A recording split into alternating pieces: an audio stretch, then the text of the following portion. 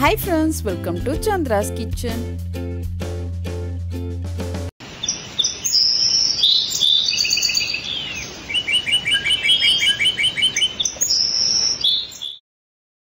Chandra's Kitchen ஐ subscribe செய்யாதவர்கள் red colour subscribe பட்டனை press பண்ணி subscribe பண்ணிக்கோங்க. கூடவே பக்கத்துல இருக்கிற bell பட்டனை press பண்ணுங்க. எங்களுடைய அப்டேட்ஸ் உடனுக்குடன் உங்களை வந்து சேரும். இன்னைக்கு நம்மளுடைய நிகழ்ச்சியில பச்சை துவரை சுண்டல் எப்படி செய்யறதுன்னு பார்க்கலாம். இதுக்காக நான் வந்து பச்சை துவரை வாங்கி வச்சிருக்கேன். இந்த பச்சை துவரை பாத்தீங்கன்னா 1/4 கிலோ வாங்கி வச்சிருக்கேன். இது வந்து பாத்தீங்கன்னா ரொம்ப ஃப்ரெஷ், ரொம்ப உடம்புக்கு நல்லது. இதுல அதிக அளவுல புரோட்டீன் இருக்கு. குழந்தைகளுக்கும் சரி, இதுல வந்து நம்ம நிறைய பெரியவங்களுக்குமே சரி இது ரொம்ப நல்லது. அதனால இந்த பச்சை துவரை கிடைக்கும் பொழுது வாங்கி சாப்பிடுங்க.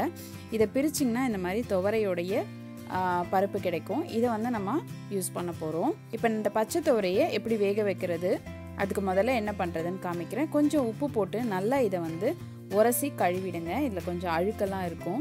இதெல்லாம் சுத்தமாக நம்ம வந்து தேய்ச்சி கழுவிட்டு அதுக்கப்புறம் நல்லா 2-3 வாட்டி தண்ணியை விட்டு அலசிடுங்க. அதுக்கப்புறம் இட்லி பாத்திரத்தில் நம்ம வந்து இதை வச்சு வேக வைக்கலாம்.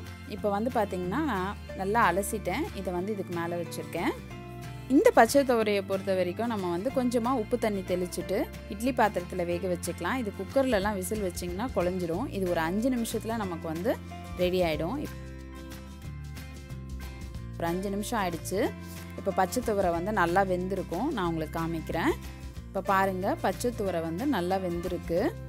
இதை நம்ம வந்து பிரிச்சுட்டு நம்ம அந்த பருப்பெல்லாம் எடுத்துடலாம். இது கொஞ்சம் ஆறட்டும். இதுக்கப்புறம் நம்ம வந்து இந்த பச்சை துவரையில் இருக்கிற பருப்பெல்லாம் எடுத்துகிட்டு எப்படி சுண்டல் தாளிப்பு செய்கிறதுன்னு பார்க்கலாம். ஒரு கடாயில் 1.5 ஸ்பூன் எண்ணெய் விட்டுக்கோங்க.